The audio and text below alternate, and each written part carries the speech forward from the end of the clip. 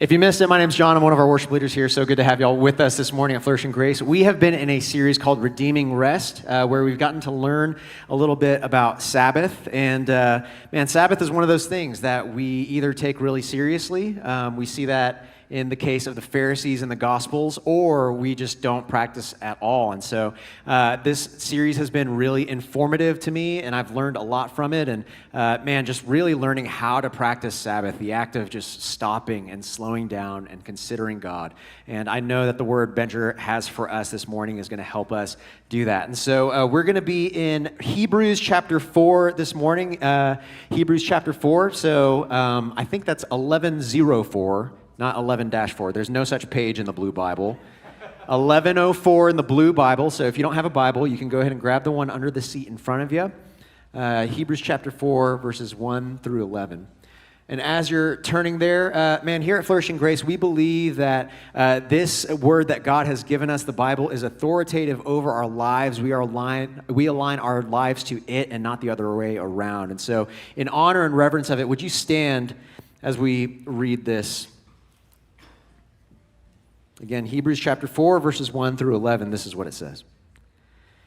Therefore, while the promise of entering his rest still stands, let us fear lest any of you should seem to have failed to reach it.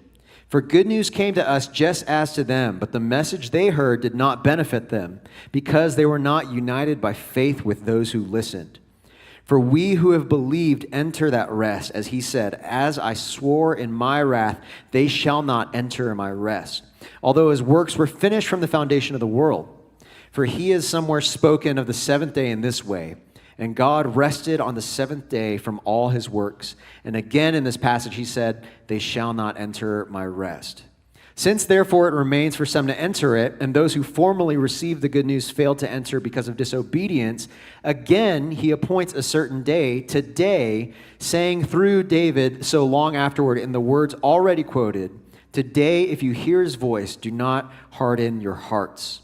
For if Joshua had given them rest, God would not have spoken of another day later on. So then there remains a Sabbath rest for the people of God. For whoever has entered God's rest has also rested from his works as God did from his. Let us therefore strive to enter that rest, so that no one may fall by the same sort of disobedience. This is the word of the Lord. You may be seated. Thanks, John. It's good that I was able to make it on time.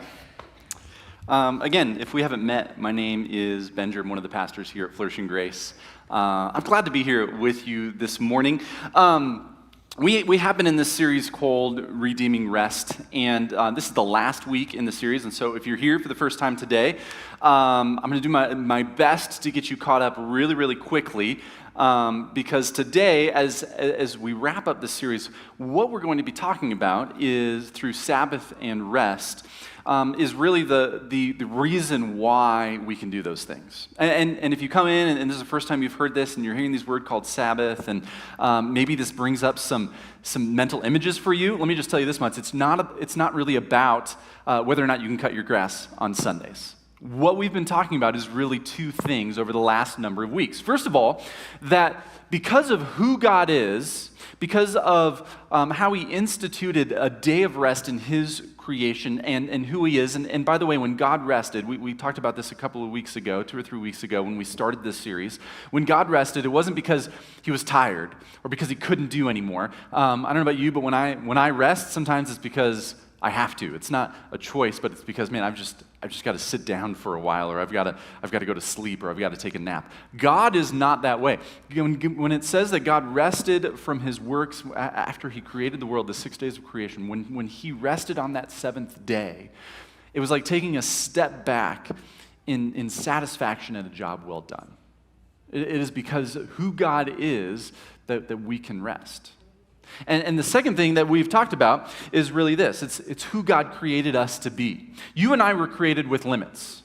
I don't like to admit that. Anybody else not like to admit that you have limits? Yeah? Anybody here, I mean, this is like out of bounds. I didn't plan on this. But anybody here have an argument with a friend or a spouse or a significant other about resting this week and about how, no, I'm fine. I can just keep going. Anybody? Is that just my house? Excellent. You're just going to leave me hanging here. Excellent. We were created with limits. God made us finite beings. It is God who is infinite, and it is we who have limits. And so because of that, God wove into the rhythm of not just creation, but through the history of Israel and continuing on through Jesus and the early church, God wove in these rhythms of rest because we were made not to be limitless, but we were made to be dependent on God. Who we are in identity comes through God himself. And so when we rest, really what we are doing is we are submitting ourselves to God and we're saying, okay, I can't do it all. I just can't because I wasn't created to be that way. It is God who sustains everything, not me, so I can stop. Now, here's the problem with all of this in our day and age as we talk about resting and what this looks like, whether we're talking about a Sabbath day where we take part in joy and rest and worship. And it's not just about taking a nap, but it's really resting in who God is and who he created us to be. Whether we're talking about that or just not completely going 60 hours a week and never stopping. The issue is many of us don't experience this in our world. There's many reasons why we feel restless, literally lacking rest. Some of those reasons are external. So as we've been talking about this idea of Sabbath and rest, let me tell you what happened a couple of months ago. I decided to take a week, really 4 days, of just rest. I wasn't going to be here at my day job. I was going to rest. Now, this is really hard for me because I'm terrible at resting. Thankfully, my wife is not in this gathering right now to say amen to this, but I'm really terrible at this. And the other reason it's hard is we have 5 kids, and so if I take a break from my day job, do you know who doesn't get a break from her day job of taking care of 5 kids? Yeah, Jennifer. Right? So it's very hard for me. There's a little bit of guilt involved, but I was like, okay, I've been going really hard. There was a season of just a lot going on here at Flourishing Grace, and so I'm going to stop. The first day went fine. On Monday, we have these things called Jesus Days that we are to take as a staff once a month where we just take a day and we spend time with Jesus. And just like every other day this winter from November to April, it snowed that day, so it messed with a little bit of my plans, but I found a coffee shop, I found a library, and I was just still. And it worked out pretty well. And then the next day comes around. Actually, I didn't even get to Tuesday. In the middle of the night, early that morning, our 6-year-old Kaylee started throwing up. Now, if you know Kaylee, this isn't really actually all that unusual of an occurrence. But the problem on this day was, as I'm trying to take this week of rest, is she wouldn't stop throwing up. Just wouldn't, like 15, 20 minutes until there was nothing left to give. I'm sorry to be a little bit so graphic as you're drinking your coffee, but that's parenting, okay? This is just what happened. And so I said, well, at least I'm off today. I can take a little bit of time, and of course, I'll be the one to take her into the doctor, and Jennifer can do her things. I'm not going to be like, sorry, I'm resting. I can't take care of my sick daughter. And so take her in, give her some medicine. They say, okay, this might be a virus, might be something else, but let's give her some medicine because she really won't stop throwing, and just would not stop. Take her home, stops for a little while, but would not stop until about 7 or 8 that night, and Jennifer finally took her into Primary Children's Medical Center into the ER because it was clear that she was dehydrated, and they were there for most of the night, early on to the next day. I mean, crazy. So Tuesday's shot, Wednesday's shot, and then I was actually going back to the text thread. I don't want to spend a ton of time on this, but I completely forgot everything that happened. On Thursday of that day, I was looking through to make sure I had all my details right, and I was like, oh, I forgot that happened. Text Jennifer, how was your appointment? Well, nothing that surgery won't fix. Oh, so that happened that week. And then a little bit later on that afternoon, I text her, hey, call me as soon as you're done talking to AAA. Oh, that happened that week too. The car was her van was on the side of the road in Main Street in Kaysville. So I went there, just completely shot pretty much the whole week. Now, I don't say this to complain, just to point out, I think some of you feel the same way. What we experience in this world is this difficulty to rest because life happens. Even when we make the choice, man, I'm going to stop, external circumstances make it difficult to rest. But if we're honest, internal circumstances make it difficult for us to rest. Here are some things that are internal that make us difficult to rest, that make us literally rest less. Worry, our minds are in the future. right? Anybody ever live in the future so much that you have difficulty resting or just sitting still in the present because your mind is in the future? Endless activity. We were never meant to stop on a dime. And so if you think, man, I'm going to take one day of rest and you just go hard all week, 12 hours a day, and you never stop. We are not meant to stop on a dime. And so you finally get to a point where you stop, but you're just buzzing with activity. The inability to be still. The inability to be still. Have you ever waited in a doctor's office or stood in line at a grocery store, didn't have your phone or didn't take your phone out, and you look around? Man, everybody's on their phone. We have an inability just to sit still for a few moments and not have something else occupy our minds or occupy our thoughts. Grief. Sometimes we have experienced loss.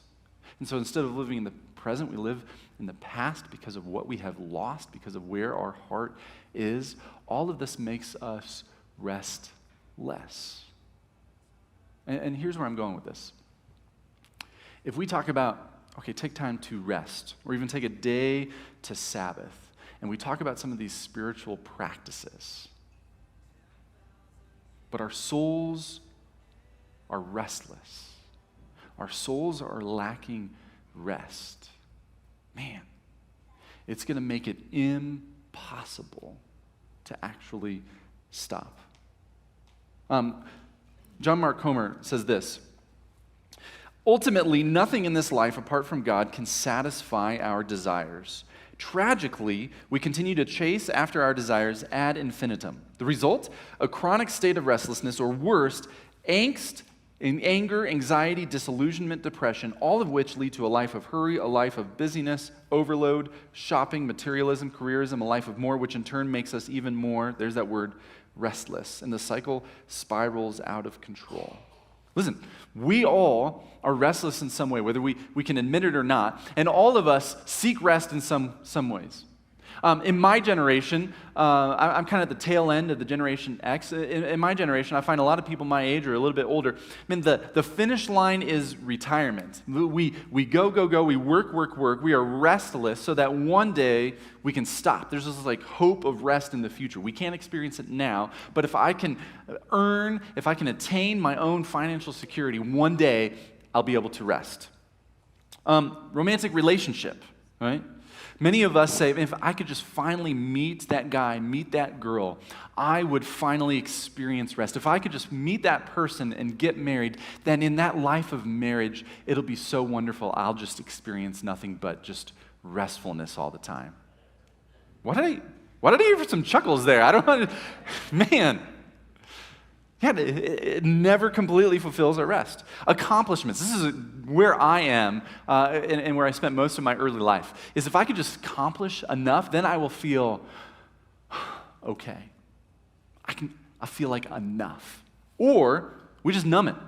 If we're honest, we just numb it. We say, okay, I'm not going to think about that. I feel restless. I feel like I'm missing something. I feel like, man, I just am never enough, and so I'm going to watch something or consume something. I'm going to shop for something. I'm going to do all of this until I finally can experience that rest. Here is what we are looking for. We are looking for that moment where we can breathe and in some way be enough or be safe. And friends, everything that we have talked about, this is why we're talking about the why today here at the end, because everything that we have talked about, none of it makes any sense if we can't just stop enough to be safe, to be enough. Let me tell you where we're going today. Only Jesus can satisfy the rest that you crave. Now, I realize as I say that, there may be some of you in this room who've come in, you've been invited. Maybe you were lured by the enticement of a free blacksmith gift card. I don't know. Maybe somebody promised you brunch. Or maybe you're here and you've been joining us for a little while, but you're not sure where you are with Jesus. You're not sure about who this Jesus is, and you've got a lot of questions. And so when I say that only Jesus can give you the rest that you crave, you say, well, I'm not really sure about that. And I get that. But let me just point something out. All of us pursue rest from something. All of us pursue, man, I'm okay from something. All of us pursue, I'm enough from someone or something.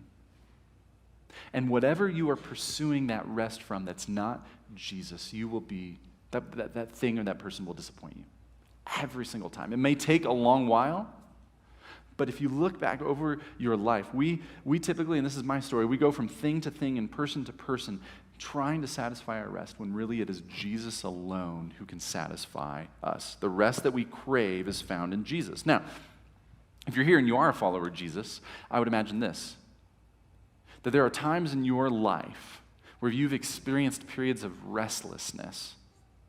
And the moments and the seasons where you pursue rest from something other than Jesus, other than your Savior, man, it has not gone well. It has not gone well. The rest that you crave is found in Jesus.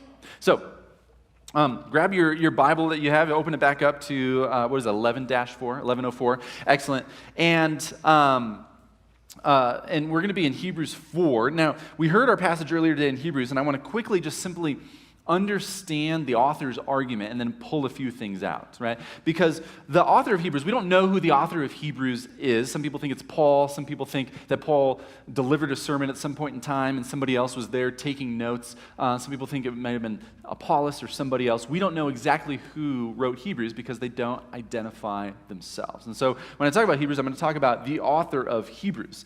And here is the argument. The author of Hebrews basically goes through the whole book proclaiming that Jesus is better, because the author of Hebrews is writing to Jewish people, to people who would identify with the Israelite people, about how looking back on the history of Israel, the culmination of all the hopes and expectations of the Jewish people, of the people of Israel, everything found in what we would call the Old Testament, the Hebrew Scriptures, the fulfillment of all of that is found in Jesus alone. That is the argument of Hebrews, literally, that Jesus is better.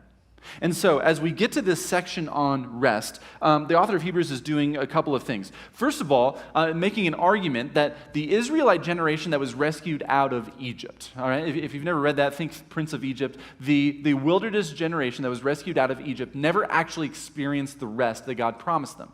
God said, I am going to send you into a land of rest. I'm going to send you into a promised land. And after God rescued the Israelites, after he rescued that generation through the 10 plagues and brought them through the Red Sea, and just incredible stuff where they were stuck at the Red Sea and you got the Egyptian army behind them, and like, what are we going to do? We don't even have weapons. And God parts the Red Sea and sends them through, and then when the Egyptians try to go through, the Red Sea closes on them. I mean, incredible, miraculous stuff. And then when they're hungry, God provides this dew that turns into this kind of flour that they can make into bread that they can eat. I mean, just incredible stuff, how God has provided for them again and again and again. And then when finally they wander through and they get up to the edge of the promised land, and God says, this is where I'm going to send you. And then they bring in spies into the promised land and they check it out. And then they come back and they say, man, this place is full of giants. These are scary people. And they come to a point where most of the wilderness generation, most of those people of Israel, after all that God has brought them through, brings them to this point, and they say, God has not brought us through to rescue us. God has brought us through to murder us. That was their message. That was their message. And so the author of Hebrews says they never actually experienced that rest because they didn't trust God. They didn't trust what God had already done in their lives, and they didn't trust that God could handle this problem in front of them. Second thing that he just says is this, that because they never experienced that rest, this promise of rest still stands. Yes, eventually the next generation of Israelites would go into the promised land, but this promise of rest still stands. It talks about how David talks about this day to day, that the people of God have this rest, and then he goes in and talks about the nature of this rest. And this is what we are going to talk about today, how we can find rest in Jesus. So, first thing I'm going to pull out of this, we're going to pull out two things. First thing I'm going to pull out is that the rest that Jesus offers is better. If you look at Hebrews chapter 4, verse 9 and 10, this is what the author of Hebrews says. So then there remains a Sabbath rest. So then there remains a Sabbath rest for the people of God. For whoever has entered God's rest has also rested from his works as God did from his. This is what he is saying. This is what the author is saying. There is another rest that is available. And then he describes what that rest is. There remains a Sabbath rest for the people of God. Whoever has entered God's rest rests from his works as he did from his. A couple things. This is a future rest and this is a present rest. Right? When we talk about eternal rest, which is a phrase that kind of gets thrown around, what that means is not some sort of future far off, if I can just deal with things now, then one day God has some sort of reward for me in the future. No. What he's talking about is this is a rest that we can experience now and just continues on for eternity. It will never, ever be taken away from us. Now, he talks about how God rested. This doesn't mean that when we rest, we are going to nap for eternity. No. What he is saying is that as we rest and as God rested from his works, we can rest in ours. This forever rest is available now to us because of what Jesus did for us. Whoever has entered God's rest, this is available now to us. And here's why. Notice how he says, for whoever entered God's rest also rested from his works as God did from his. We were talking about how God didn't need a nap. He didn't rest because, man, I'm just spent. I've got nothing left in me. No, he rested. He rested because what he had done is enough. God had rested because what he had done is enough. And the author of Hebrews invites us to rest, not because what we have done is enough, but because of what God has done on our behalf is enough. Whoever has entered God's rest also has rested from his works as God did from his. This is what the author of Hebrews is talking about. When he says that we have rested from our works, we are not on the same level of God as God. No, the works that he is talking about that we have rested from are this working to be enough in this world and this working to be enough for God. Many of you, I would imagine, when you describe a sense of restlessness, yes, it has to do with just so much activity. I mean, if you have kids, there's just so much going on, or maybe you have so much going on at work. But ultimately, if we dig deep down into our souls, we will realize that the restlessness that we find in there is because we don't know if we are enough. I don't know if I'm enough. And what the author of Hebrews is saying here is that we can rest from our works because Jesus himself completed the works for us. Augustine of Hippo puts it this way. He says, you have made us for yourself, O Lord, and our hearts are restless until they find their rest, until they rest in you. You have made us for ourselves, O Lord, and our hearts are restless until they rest in you. The only place that we will ever find rest is in Jesus. And when we say that Jesus bought our rest, this is what he's talking about. This is the second thing. Second thing we pull out is that we enter that rest by trusting Jesus. Hebrews 4:11 says this, let us therefore strive to enter that rest so that no one may fall by the same sort of disobedience. Now, on the surface, we read this striving, we read this disobedience, and we say, man, I thought this was a rest that was given to us. I thought that Jesus died for us, that we had forgiveness. I thought that it was a work that Jesus did for us and then he gifts to us. And that's true. But when the author of Hebrews says that we need to strive lest we fall by the same disobedience, we need to go back and think about what happened with the wilderness generation. Remember what we talked about a couple of minutes ago? The wilderness generation, the Israelites that had seen God do so much, came up to the edge of the promised land and said, God, you did not bring us here to rescue us. You brought us here to kill us. We were safer back in Egypt. We were safer back in slavery. At least we had enough to eat. At least we didn't have this danger, which of course is ridiculous. And so the author of Hebrews notes that they did not enter that promised land because of their disobedience. But it wasn't a disobedience where, man, they just gave it their all and they just fell a little short. Like maybe they didn't have the right information, or maybe they didn't have the right people helping them. No, that's not what he's talking about. He's talking about a disobedience where at the core of that was a lack of trust. God had rescued them from the Egyptians. He had rescued them from Pharaoh. He had parted the Red Sea. He had provided miraculous food and water for them. He had brought them through so much, and they came to the edge of the promised land and said, nope, God's not going to do it this time. He didn't bring me here to rescue us. Don't we do this to God? I mean, if you're a follower of Jesus in this room, just the fact that you've come to a point where God has rescued you, where He's revealed Jesus to you, where He has softened your heart to surrender your life to Him.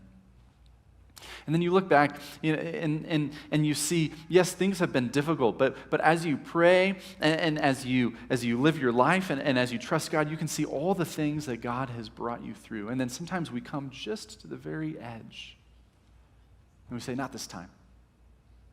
Not this time. God has not brought us here to rescue us. God has brought us here to murder us. This is what the author of Hebrews is talking about. And he says we need to strive to enter that rest, not because we need to do certain things, not because there's a list of things that we have to do in order to be good enough for God, but because there are so many voices in this world that are screaming at us that Jesus is not enough, that Jesus will not rescue us, that Jesus did not really die on the cross and rise from the dead. And it's not just voices like people, but it's also circumstances. I mean, when we are not going through anything difficult at the time and we read these passages, we say, of course, I can see how God would bring me through that. But when you are in the midst of a struggle, when you don't know what's going to happen to your son or daughter, when you're not sure what's going to happen with your job, when you are in the midst of a difficult marriage, or when all you want is to find somebody and just to be able to fall in love forever, and you just feel so alone, when you're in the midst of those things, it is difficult. You have to strive to push everything aside and trust what Jesus has done for you. And friends, here's the heart of it. Here's the heart of it. We enter that rest by trusting Jesus because of what He has done for you.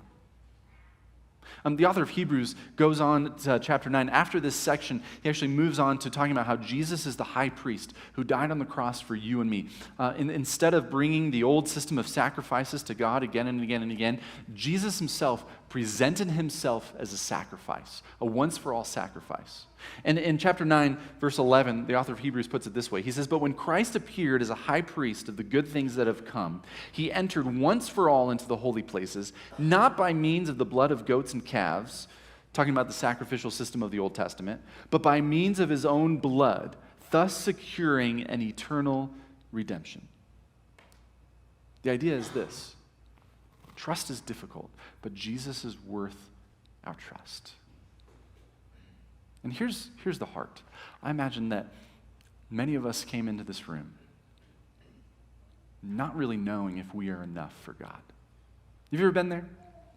Have you ever stood before God and even if you've followed Jesus from a young age, even if you've understood what Jesus has done for you, there are so many times where Satan can whisper into our minds and into our hearts and say, you're not enough for God. And we can sit here and we can wonder, am I enough? And this stirs up this restlessness because we don't understand fully who we are in Jesus. Let me tell you this. You are enough for God, and not because of who you are, but because of who Jesus is, because He stood in your place. And He said, you are worth dying for. Friends, as we've talked about rest, as we've talked about Sabbath, as we've talked about all of these things, none of it makes a lick of difference unless we understand who holds us now and who holds our future. You are enough in Jesus. The reason why Jesus is the only one who can provide the rest that you crave is because you are enough in Jesus. This is why there are two warnings in this passage, the beginning and the end. In verse 1, he starts off, "Therefore, while the promise of entering His rest still stands, let us fear, lest any of you should seem to have failed to reach it." And I love that he says, let us fear. This isn't something we're on our own. This is something that we do together. And then at the end, he says, let us therefore strive to enter that rest so that no one may fall by the same sort of disobedience. It's not a list of things to do. It's not, I hope I get it right. It's pushing everything else aside and trusting Jesus at all costs because He is the only one that can provide the rest that we crave. We are enough because we are enough in Jesus. Now, this doesn't mean that we just take a nap, right? It means that we wake up every day and we set our minds and we set our hearts on the Jesus who died for us and who loves us. Jesus puts it this way, actually, in Matthew chapter 11, when he talks about rest. Starting in verse 28, it'll be up on the screen. He says, "Come to me, all who labor and are heavy laden." Anybody feel that way? I labor and I'm heavy laden. I mean, I'm weighed down. "And I will give you rest. Take my yoke upon you and learn from me, for I am gentle and lowly in heart, and you will find rest for your souls. For my yoke is easy and my burden is light." Now this is weird, because he says, I'm going to give you rest. And usually, like if I'm hiking with my kids, and I love hiking with my kids, but it's a mess hiking with 5 kids, all right? Because they're going at different paces, and sometimes we want to rest. And if I say, okay, it's time to rest, in their mind, what they think is, okay, finally, it's time to sit down, drink some water, and stop. But Jesus says, "Come to me, and I will give you rest. Take my yoke upon you. Learn from me, for I am gentle and lowly in heart." Rest does not mean that we stop. Rest means that we find our ultimate purpose in Jesus. Not because we are earning anything, but because what he has already done for us is enough.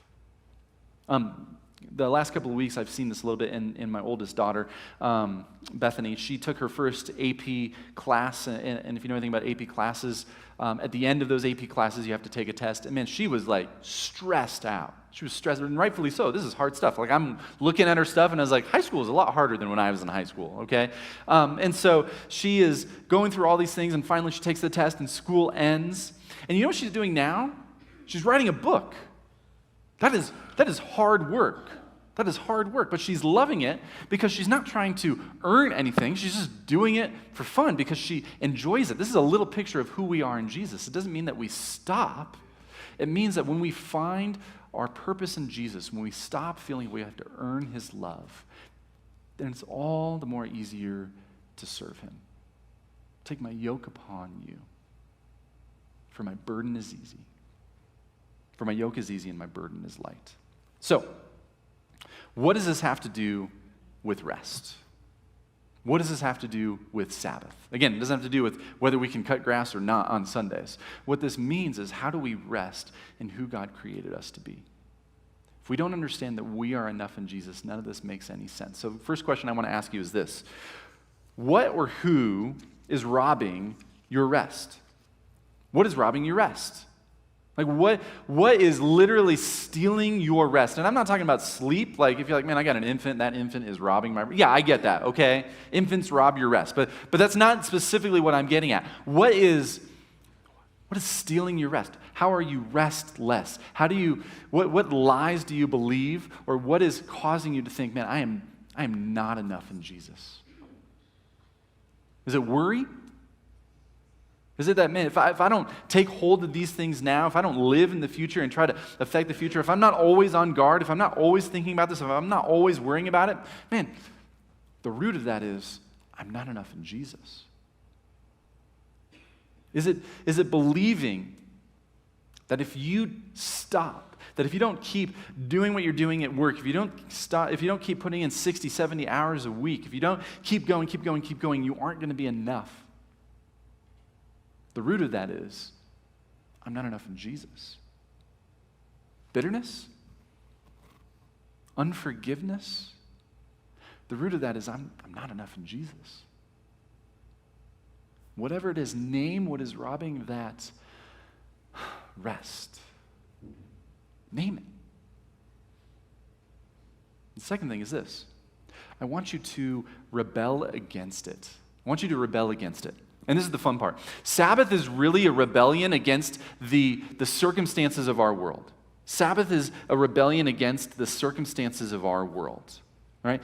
When we look at our present circumstances, when we look at what's going on, and we say, I'm going to rest in Jesus, and I'm going to act that out by physical rest. I'm going to take a day, or I'm going to take a period of time. What we are doing is we are rebelling against the circumstances that we see around us. We rebel against the things that are robbing our rest. And when you really think about it, all worship is a form of rebellion, right? Some of you walked into this room and you aren't sure that you believe what you sang, and yet you sang it anyways. Some of you woke up this morning and you barely made it here today. All worship is an act of rebellion, rebelling against the things that say, and Jesus isn't really worth your praise. Other forms of worship. Generosity is a rebellion against this world who says you have to hold on to everything you can because if you don't take it for yourself, no one else will. No, it's a rebellion against that. And Sabbath is a rebellion against our circumstances. Whatever is causing us internally or externally to not be able to rest. And so whatever it is, if it's worry, man, do something you love, even if your heart's not in it. I'm not talking about like the kind of Christian world where we put on a nice face and we say, everything's great, live in the victory. No, that's not what I'm talking about. I'm saying rebel against your worry or your anxiety by playing. Anne Lamott put it this way. She said this, rest and laughter are the most spiritual and subversive acts of all. Rebel against it. Rebel against it. Now, we've been talking about this summer renewal guide for the last number of weeks, and this is the last week of this series, so this is the last time we're going to talk about this. If you're new here today, we've got these out in the lobby for you. Basically what this is a guide to help you put into practice everything we've talked about the last 4 weeks this summer. And unless you think, man, this is going to just be something that's adding on to my list, and I've got to write it out, no, listen, there's a section in here that tells you how to say a healthy no this summer. Right? This isn't just about here, do all these extra things. This is about live into everything that we've talked about over the last 4 weeks for this summer. I want you to take this, if you haven't done this yet, I want you to take this. They're going to be out in the on the welcome desk out there. We'll have plenty for you there. Go pick one up and fill this out. This is an act of rebellion against our circumstances. Because I wonder what it would look like for us as a community of followers of Jesus to actually take seriously what God calls us to do. Not because it's some sort of law or not because it's some sort of rule, but because we know who God is, we know who He created us to be, and we know who holds our future. We know that we are enough in Jesus, and so we can rest. I mean, if we're honest, we in this culture swim in this current of hurry and doing more and more and more, and having our kids do more and more that sometimes just doesn't make any sense. But ultimately, when we rest, we proclaim that I know who I am in Jesus, and that Jesus is enough. Now, Tim Keller is a pastor in New York who passed away a number of weeks ago. If you've never heard the name of Tim Keller, just Google him and look up a sermon. He's an amazing pastor and church planner and leader of leaders. And he says this about Sabbath. He says, the Sabbath is a taste of the eternal rest that we will experience in God's presence. It is a foretaste of the future where all our striving and toil will cease, and we will find ultimate fulfillment and satisfaction in Him. I want you to leave this up here for a moment. This is what I want us to leave this series with. We rest because we understand who holds our future. We rest because we understand who God is here in the present. We rest because we know what Jesus has done for us. And when we rest, we understand that what we're doing is we're acting out who we are in Jesus now. And who will we be for eternity? If this is something you've never considered, then I invite you this summer to take up this rest. Not because it's something that we have to do, but because it's who God created you to be. And it's a declaration that you are enough in Jesus. Let me pray. God,